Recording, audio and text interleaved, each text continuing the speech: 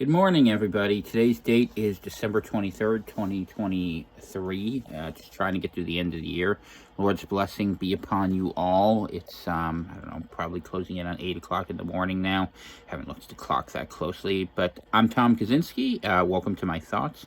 Hopefully you enjoy the show. If you're here, you probably know why you're here. You've probably been here for a while, so hope all is well. Let me shut this light off in here. It's kind of obnoxious, isn't it? I don't like how it sits behind me. Let's see, that's better. We'll put the light on in front so you guys don't have to be blinded. I sit here in the back room right next to the wood stove. Wood stove's cooking good there. Here, down there, probably a little bit. But today's show, so a lot of you seem to really enjoy the last show where I talked about the collapse of civilization. One of the things I do want to talk about today a little bit, and we'll see if this is a 10-minute or 20-minute show. I guess it depends how much I get to talking, but I wanted to talk to you a little bit about how it happened. And everyone has the wrong story. I'm utterly convinced of this. I mean, yes, it's spiritual. There's no doubt about that. That's always valid. And there's that level we can look at. Maybe I'll talk about that on Sunday, depending on how I feel. But today I wanted to talk about how the West was undone. And people look at a lot of causes. They look at demography. They look at the people being brought in who were not acculturated, and that's true. Or they look at the debt spending and the economic distribution and how wealth was centralized in from a lot of people, which is why, say, the U.S. is more successful than Argentina for a lot of years. You had a lot of people who had enough property of their own to have some productivity. If you have a small farm or even just a suburban household, but you're making money and saving money, then you can be a net positive. You can actually look at the numbers of these things if it's important to you. And that's true enough, but that misses the point too. The point that gets missed, I think, that's more important, and none other than Ted was looking at it, is that you have to look at the role of technology, but not just technology. It's a combination of two things.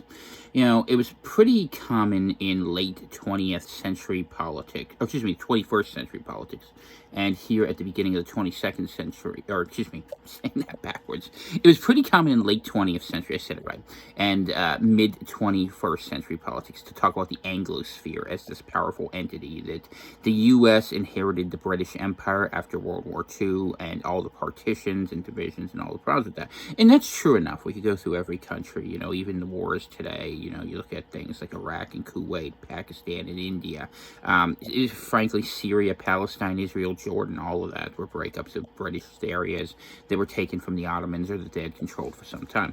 But more interesting is that I would argue is this state that comes into being that has nothing to do with the government, not directly, although they did fund it.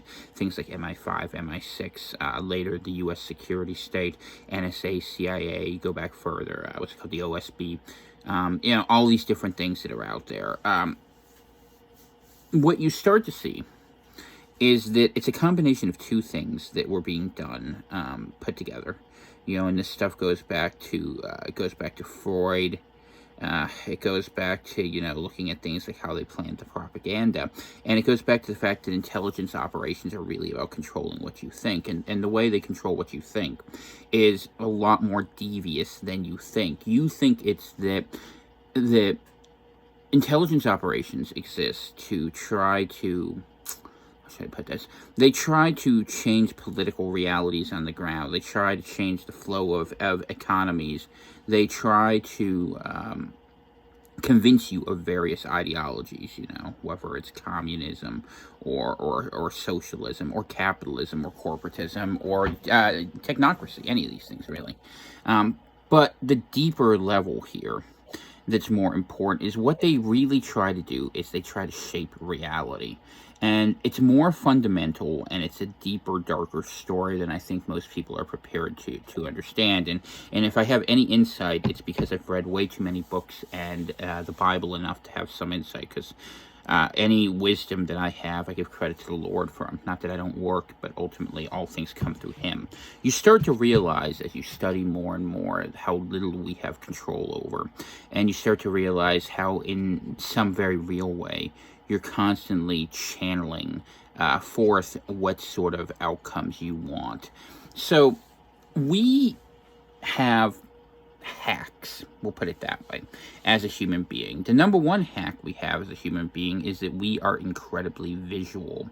90% of our nerve input comes from our eyes, right? So basically, we are trained and inclined to believe what we see, right?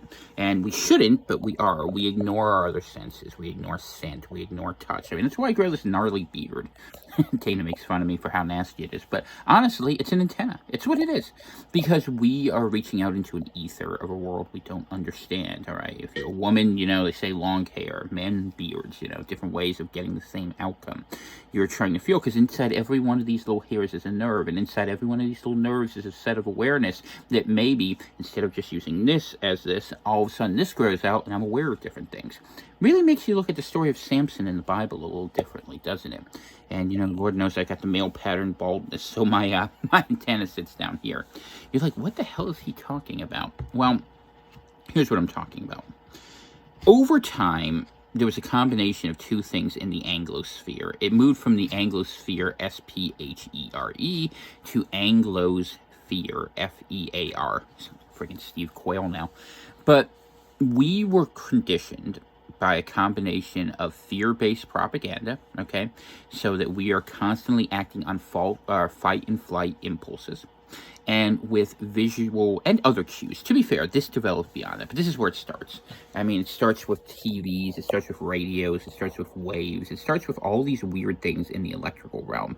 And people don't understand electricity at all. It's a very strange way of understanding that there are probabilistic realities that are constantly in play. Nothing ever really is. The Schrodinger's box thing, right? Things are always in a state of being and of changing, and any awareness we have of our world pretty much seems to come from whatever our own conclusions. So we create reality as an individual collection of what we see, hear, and what we think we know, and collective agreement upon what we are all told is true. The universe exists on faith, right? And the thing is, when I say this, okay, when I say the universe exists on faith, what am I really saying? You have faith in a number of different things. You have faith that the world is made up of atoms, probably. You probably have faith that there are material rules that undercut reality. You probably have faith that mathematics is a true way of understanding things, that there is an empirical explanation for all things, and that matter tends to be in a relatively fixed state. And in a fixed state, it behaves in a predictable way because you think it does. Now, this is weird, right? It sounds like the Matrix. You're learning that the spoon is not there. The reason we don't get this right is we have no understanding of what we are, because we are constantly responding. We are responding to externalities that certain people put on us, That's something that we have to be very, very aware of. And as we continue to move forward, you start to realize all the psychological engineers you read, like von Neumann, Lilly, programming the human biocomputer, right? What you begin to understand is that we have been put into a stimulus-rich environment, if you're a Christian like I am, by the Prince of the Air, the airwaves, right? Where we are told so many things, not even just a simple propaganda, that's just low-level stuff, but the very nature of our reality. And we can't escape it because we all believe it, and this is the collective prison we share. It's a hell of a dilemma. Everyone believes something is true, which is probably false, which is that the world operates by fixed rules. That's why you see, it's an interesting thing. For instance, someone reads the book of Acts. I'll give you an example. And they look at the miracles that happen in the Bible, and they're like, this is impossible. This couldn't happen. Or they have that wonderful word, placebo effect, right? That people believing in things make it true. And it's a scientific way of explaining, people delude themselves. There's a hint there. There's a hint, a big one. They're not deluding themselves. They're believing. They're believing in the power of the miraculous. And what we can't believe for ourselves, sometimes we can be tricked into believing for another. We can be tricked into believing all sorts of things that there is no way to prove, no way to know is true if we just see it, hear it, and get bombarded enough. Anglosphere. So you're told to be afraid of certain things. You're told that there are certain things that happen in the world, and they're awful. And I'm not saying there isn't a material reality on some level. We believe in it. There's some truth in it. Are the rules absolute? Well, this is where it's tricky, right? And I look to the Bible for wisdom because, frankly, this is beyond the ability of humans to understand. So Jesus was a little more than a man. He was a complete man, but a complete God. do. So what did he say? If you only had the faith of a mustard seed, you could move. You could speak to the mountain and say it would move. Mustard seeds are very tiny seeds that grow into very large plants. And we have lost that faith because we have been told in bad faith that all these things are true. And so now people believe in nothing. We have nihilism, and that's death. That's death. But this is not something that was done accidentally, you know? This is not something that was slow. This built up Chatham House. You can read through these things. The Rockefeller Foundations. All the way through the teens through the 40s. They were learning first with radio. I said eyes where they wanted to get to, which was easier, which was, more immersive, to say this properly. But what ended up happening was the ears were actually easier to get to at first, and they were conditioning you. They were getting you ready to believe. Pavlov, you can read all these things. They talk about it. And drugs played a role, too, because drugs allowed certain people to see beyond the rules and roles that they think they do. I mean, you can read Aldous Huxley's Doors of Perception, any number of things. And I live in Maine.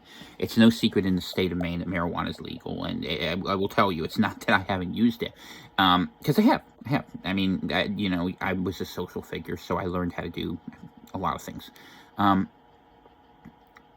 It's not about learning what is real. It's about learning what is not, right? And suspending your own disbelief about what's possible for just a few minutes to begin seeing into a world that's different what you're told. And kids are losing the capacity because they are being bombarded by light. They're being blinded by the light. They literally are. It's as if our enemies had a simple solution. And honestly, I'm talking into a smartphone. This is a perfect example. If you put a mirror in everyone's face and you shot the right prism at them, could you blind all humanity? I don't know. Maybe I'm content to be the one-eyed man who's king, He said, no, I'm just kidding. People go looking for secret knowledge. They go looking for answers outside, but the answers aren't outside. They're inside. And the Lord will help you find them. Jesus will help you find yourself. And you're lost. We all are. We are floating in a sea of nothingness that we cannot really understand, and that we have been trained to believe is the complete opposite of what we want. We think we're deep thinkers because we're fighting over ideologies and obvious lies of governments and corruption. And take away every lie that you think oppresses you. A financial system run by a corrupt bank. Okay. An immigration system designed to unmake societies. Absolutely. A military-industrial complex designed to impoverish nations and destroy people as a regular dark offering. That's what it is. I mean, look at it. I mean, the way we harvest the unborn is another example of it. Darker examples. And we don't even question these. We say, well, this is freedom. Freedom to what? Destroy? There's two things you can do. You can create and you can destroy. And sometimes you can destroy your own things by not realizing that you have creative power. Why do I think we have creative power? I don't know. I'm a Christian. Book of Genesis, right? In the beginning, like it says in the Gospel of John, actually, I am, right? That's what it is. Acknowledgement of the self, made in the image of the Creator. Book of Genesis. That's us. We can create things. Speak the word. The power, supposedly, that Adam and Eve had in the Garden of Eden was to name things. Name things and make them what they are. We've named everything. We've gone and named the world so well, we don't recognize it anymore. And who told us those names? Was it a slithering serpent? It sure acts like it, doesn't it? And this is what I want you to understand. This is not something that is new. Not at all. This is very old. But technology, the waves in the ether that they were looking at in the 1870s, that they heard the voices out there. We were looking beyond what we could see to listen to things to which we maybe shouldn't have listened, or at least we didn't have the knowledge to understand, right? And we allowed them to corrupt, pervert, degrade, and destroy us from the God-made human beings we have. You can see it in their eyes. Like, look at my eyes. My eyes are very blue, right? Yeah, I'm still human. If that ever changes, let me know. I'll read the comments. My wife is too. Some people you look at, questions. There was a guy, crazy stories. Doing some work a couple years ago, and he was a driver for a company I had to interact with, and He had like slit eyes. It's really weird. It seemed like a really nice guy, but I was thinking maybe something wasn't there. And how do you know? You know? You see a lot of things that make you shake your head. The world is dissembling. Maybe it's just because we're starting to see the lies. And I want to encourage you to seek truth. And truth is a little bit subjective, and it's a little bit objective, and it's a little bit collective. You have to start believing something different, and you have to remove yourself from those places that will destroy you. People are not taking that seriously enough.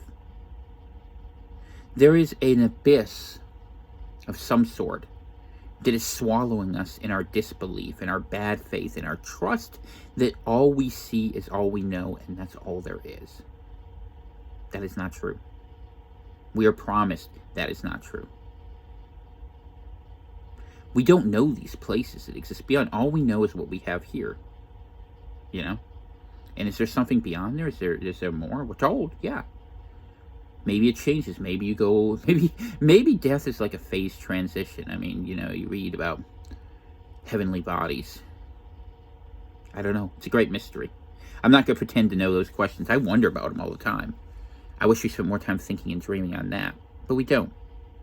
We have been captured by technology. The West has been captured and degraded. The East has been captured, by the way, too.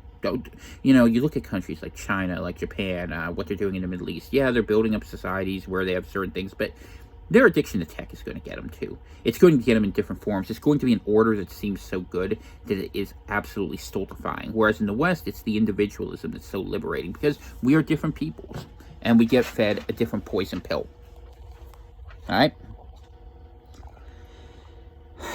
I don't know if I make any sense to you. Let me know in the comments if I do make sense. This is not easy stuff. This is heady stuff. You have to forgive me. I'm sitting here. I'm antsy. Just because my legs hurt. For us. For you. What am I recommending? Because you asked me to talk to you guys. That's why I do it for you. It isn't worth the money for the hassle. And it hasn't been ever.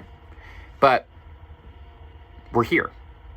We got to try to help each other, right? And a strange ministry marches onward. You know, at least while I'm up here in the sticks. I think that we need to look past what we think we know. And, you know, a lot of people have prided themselves on this idea that they've begun to see past the programming. It's a good process, and you have to start with an onion's outer layer. No doubt of that. But dig deeper. Instead of me asking you what's false, because it's really easy. This is the hard part, and I always say this. This is it, and this is why I struggle too. It is very easy, if you're honest with yourself, to tell what is false. It is very difficult to tell what is true. And the number one skill that people are losing is the ability to ask good questions. We don't ask good questions because we take a lot of things for granted. We take a lot of things for granted because we see them, we hear them all the time. And it could be on the screens. That's what's making people worse, but it could be right in front of you, too. All right? It's trickier. And if you would be a leader, or you would be someone who understands, if you would seek wisdom, you're going to have to go down these roads, and it's going to hurt you. It is painful to have lies ripped from you, because the truth is, you realize you're your own oppressor. And these choices are often done to you, and you realize that you're listening to voices you shouldn't. So choose this day whom you will serve. When I was young, one of my formative experiences, I had something that I consider akin to lucid dreaming. If you know what it is, great. If not, go look it up. And I remember being brought before the Lord, before the Father. And I remember in that very clearly, because I had multiple dreams about this. This was when I was in my teens. That the first time I went before the Father, I told him what I wanted was to do good. And he said, that's not it. Say it that way, but I'm summarizing a long dream for the purposes of a YouTube broadcast. And it hurt me. And I read a lot, and it took me years, 4 or 5 years, until the dream happened again. And I learned something between then and there. I haven't embraced it yet. We struggle. We rebel against this. It's our nature. This is what sin is. Separation from God that we keep because of fear of loss of self. That's what it really is. What I said was, the second time, to serve. Because we don't know. So we have to ask. We have to seek. We have to want something greater than ourselves and invite it in. Some people just call it the Paraclete, the Holy Spirit. And the Holy Spirit and awareness is one and the same. It really is. Because without God, you have no chance. Without something greater. And what is that? Dude, I wouldn't want to serve a God I could understand perfectly. I can't answer that question for you. But I can tell you, the false gods that we are being given over to this world, our belief of things that are true and that we must live with, they are the lie. Technology is the propaganda in the sermon. And I'm not saying you can't use it, but be really aware. Don't believe it. Believe what makes sense. All right. I think that's enough for one day. It's driving me nuts. I can't remember the name of... this whole time I've been trying to remember the name of Freud's stupid nephew, the one who wrote propaganda. I'm thinking it's Francis something, but I can't remember his first name, and it's driving me nuts, so now I gotta go look it up. I know you'll put it in the notes. I'll know it 10 seconds after I get off the air because I'm doing this on the phone. I can't. But hey, I'm old. I'm only human. I can't remember. But I want to encourage you something. Seriously, before we go. America is wedded to a bunch of really bad spirits. So is the whole West. Europe is going down. You need a frontier. This is your heritage if you're an American. Or if you're a European who doesn't want to be like, was it the kid who leaked the Grand Theft Audio 6 videos is now being in their permanent hospital watching for being unstable. I mean, what a dystopian hellscape this world has turned into. You got to get past where you're easy to grab. And if you're in the United States, you're easy to grab. Sorry, if you're in Europe, you're easy to grab. You need to be thinking differently, and you don't have a lot of time. You might have 2024 to get it done. I don't even know if there's that much time. And it's not necessarily because of just the evils that are being done to us. It's that people are gladly going along with them. The young don't know any better. The old are too tired. And the few people in the middle that are in between, we're just trying to run and try to survive to the end of this rat race, Like that. If you've never seen it, by the way, something that would give you meaning for this is look at that. I want to say the name is Calhoun, but I don't swear by that. But you could look at the Mouse City experiment. You'll know what I mean. It's not that hard to find if you look it up. And what happened after several generations, because we're in it, because that's our belief. That's our learned structure. That's what we know. And we trust what we know. We call it common sense. But you need to learn to believe and see with something bigger now. All right? And it's not just a matter of personal belief. It's a matter of truth and personal survival. I'll be praying for you. Please pray for me. Pray for my wife. And if you want to be friends, not hard to find. All right. God bless. You guys have a great day. If you want to support the program, always welcome Venmo, CVC, PRV, P.O. Box 343, Eagle Lake, Maine 04739. Enjoy the blessing with your holidays and keep Christ in your hearts. God bless.